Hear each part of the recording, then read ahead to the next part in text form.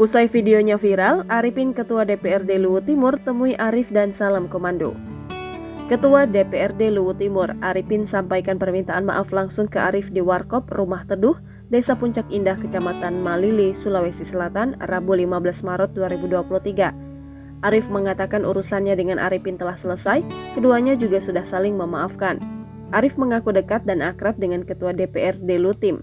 Keduanya akrab saat berada di Rumah Teduh, ngobrol sambil tertawa, keduanya juga berpelukan dan salam komando.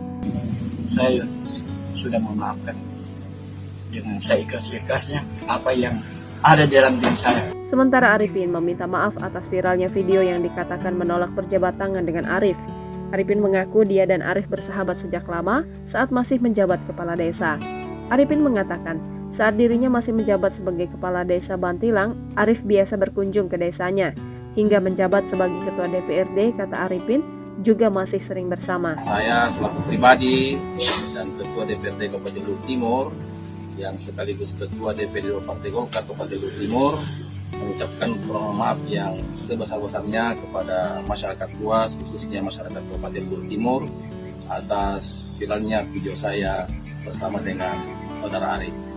Saya dengan saudara Arif sudah saling memaafkan dan tidak ada permasalahan lagi.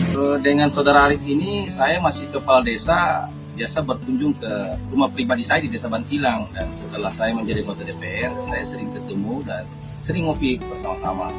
Makanya Pak Arif ini saya kenal dekat.